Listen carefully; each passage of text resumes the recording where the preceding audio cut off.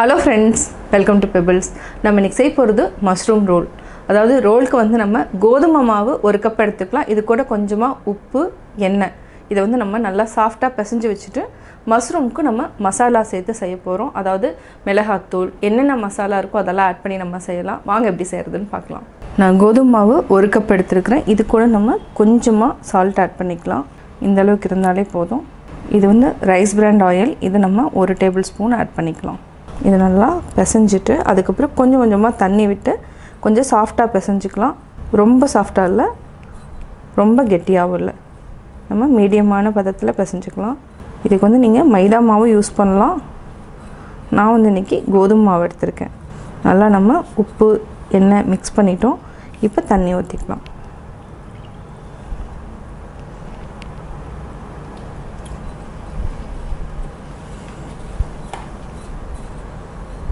கொஞ்சம் கொஞ்சமாக தண்ணி விட்டு பிசைஞ்சிக்கலாம்.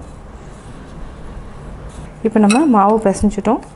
கொஞ்சமாக ஒரு 1/2 டேபிள்ஸ்பூன் அளவுக்கு எண்ணெய் விட்டு அப்படியே மூடி வச்சுக்கலாம். இது வந்து நல்லா ஊறட்டும். நம்ம அதுக்கப்புறம் நம்ம எடுத்துக்கலாம். இப்போ நம்ம மஷ்ரூம் வந்து ரோலுக்கு ரெடி பண்ணிக்கலாம். உள்ளே வைக்கிற ஸ்டஃபிங் ரெடி பண்ணிக்கலாம். இது அப்படியே ஊறட்டும். நம்ம ஒரு எக் எடுத்துக்கலாம். எக்கு உடைச்சிட்டு இது கூட கொஞ்சமாக சால்ட், தேவையான அளவு சால்ட்டு, கொஞ்சமாக பெப்பர், கொஞ்சமாக தான் ஆட் பண்ணியிருக்கேன். இதை வந்து நல்லா பீட் பண்ணி வச்சுக்கோங்க. உப்பு பெப்பர் எல்லாமே நல்லா மிக்ஸ் ஆகிடணும்.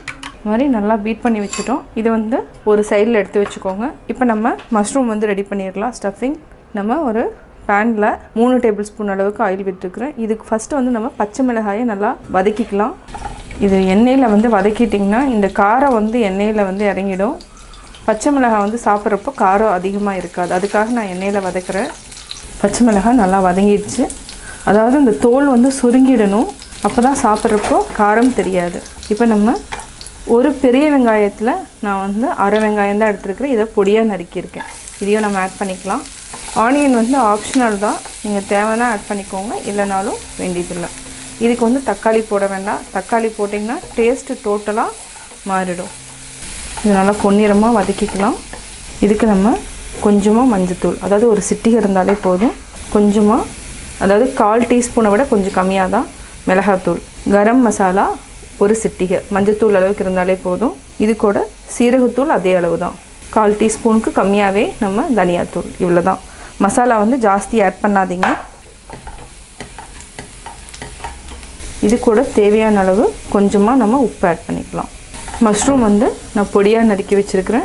இது வந்து மஷ்ரூம் இந்த மாதிரி சின்ன சின்னதாக நறுக்கி வச்சுக்கோங்க. ஈஸியாக இருக்கும், வேகிறதும் ஃபாஸ்ட்டாக வெந்துடும். இது ஆட் பண்ணிக்கலாம். வந்து நல்லா 2-3 டைம் வாஷ் பண்ணிவிட்டு, அதாவது சால்ட்டில் போட்டு வாஷ் பண்ணிக்கோங்க. சால்ட் போட்டதுக்கப்புறம் ரொம்ப நேரம் வச்சிங்கன்னா அது கலரே மாறிடும். ஜஸ்ட் வாஷ் பண்ணிவிட்டு வடித்து வச்சிடணும். இதுக்கு நம்ம கொஞ்சமாக உப்பு ஆட் பண்ணிக்கலாம். தண்ணி விடும், இந்தளவுக்கு இருந்தாலே போதும். நம்ம மஷ்ரூம் ரோலுக்கு வந்து சீஸ் ஆட் பண்ணுறதா இருந்ததுன்னா யாருக்கு தேவையோ அவங்களுக்கு மட்டும் நம்ம ஆட் பண்ணிக்கலாம். அதாவது பெரியவங்க சாப்பிட்றது, நம்ம சாப்பிட்ற மாதிரி இருந்ததுன்னா சீஸ் ஆட் பண்ண வேண்டாம். அதுக்கு நம்ம இதுவே வச்சுக்கலாம். அவங்களுக்கு வேணுங்கிறவங்களுக்கு மட்டும் நம்ம சீஸ் ஆட் பண்ணி, அதாவது கிரேட் பண்ணி ஆட் பண்ணிக்கலாம். இது வந்து ஒரு 2 நிமிஷம் வரைக்கும் வதங்கட்டும். நம்ம மூடி வச்சுக்கலாம். 2 நிமிஷம் ஆயிடுச்சு, நல்லா வெந்துடுச்சு. கொஞ்சமாக பெப்பர் போட்டு ஆஃப் பண்ணிக்கலாம். மஷ்ரூம் ஸ்டஃபிங்க்கு ரெடி பண்ணிட்டோம். இதை வந்து நம்ம தனி ஒரு பவுலில் மாற்றிக்கலாம். கேஸ் ஆஃப் பண்ணிக்கலாம், பவுலில் மாற்றிக்கலாம். இது நம்ம தனியாக எடுத்து வச்சுக்கலாம். இப்போது மாவு ரெடி ஆகிடுச்சு. ஆல்மோஸ்ட் 15 மினிட்ஸ் ஆகிடுச்சு. இப்போ நம்ம சின்ன சின்ன உருண்டைகளாக உருட்டிக்கலாம். சின்ன சின்னதாக எடுத்துக்கலாம். நம்ம ஃபஸ்ட்டு 5 ரோல் மட்டும் செய்யலாம், ஜாஸ்தி வேண்டாம். இது வந்து சூடாக சாப்பிட்டா தான் நல்லாயிருக்கும். நம்ம ஃபஸ்ட்டு 5 மட்டும் எடுத்துக்கலாம். இதை வந்து ஒரு டைட் கண்டெய்னரில் போட்டு வச்சுக்கோங்க. நம்ம இந்த மாதிரி உருண்டைகள் எடுத்துக்கலாம். இப்போது இந்த மாதிரி வரமாவை தடவிக்கலாம். இப்போ நம்ம தேய்ச்சிக்கலாம். இது ரொம்ப தின்னாக தான் தேய்க்க போகிறோம். இது நம்ம தனியாக எடுத்து வச்சுக்கலாம். இதே மாதிரி 5 உருண்டைகளையும் நம்ம தனியாக எடுத்து வச்சுக்கலாம். அதுக்கப்புறம் நம்ம தவால போட்டு எடுத்துக்கலாம். மாவில் டிப் பண்ணி எடுத்துட்டோம். இப்போ நம்ம தேய்ச்சிக்கலாம். இது வந்து நல்லா தின்னாக இருக்கணும். இப்போ நம்ம எடுத்து வச்சுக்கலாம். இந்த பிளேட்டில் தனியாக எடுத்து வச்சுக்கலாம். இதே மாதிரி நம்ம எல்லா உருண்டைகளையும் தேய்ச்சி வச்சுக்கலாம்.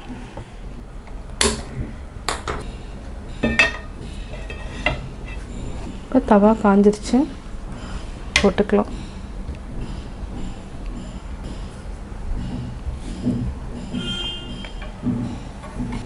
ஓரத்தில் நல்லா ப்ரெஸ் பண்ணி விடுங்க. நம்ம உடனே வந்து எண்ணெய் போடக்கூடாது. இந்த மாதிரி பபிள்ஸ் வந்ததுக்கப்புறம் நம்ம ஆயில் அப்ளை பண்ணிக்கலாம். இப்போ நம்ம ஆயில் அப்ளை பண்ணிக்கலாம். 2 சைடுமே அப்ளை பண்ணிக்கலாம்.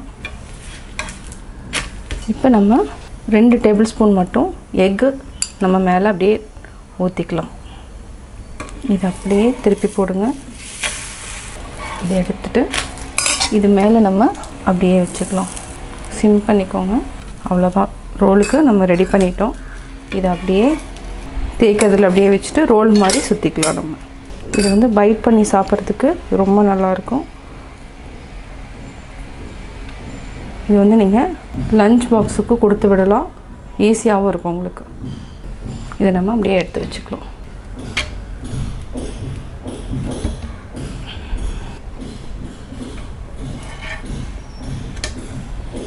திருப்பி போட்டுக்கலாம். பபிள்ஸ் வந்ததுக்கப்புறம் நம்ம ஆயில் விட்டுக்கலாம்.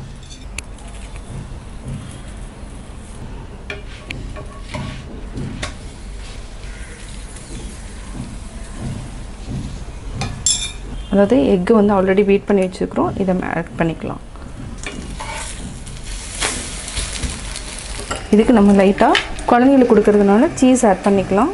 இது மேலேயே ஸ்டஃபிங் வச்சுக்கலாம். இதை அப்படியே நம்ம ரோல் மாதிரி சுற்றிக்கலாம்.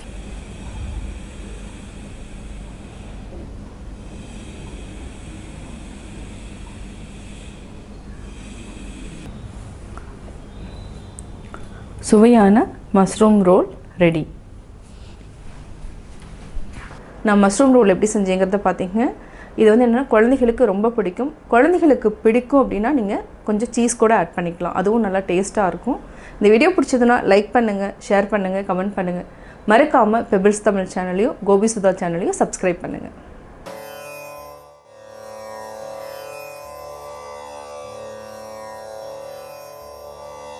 பிறவி பெருங்கடல் நீந்துவர் நீந்தார் இறைவன் அடி சேராதார்.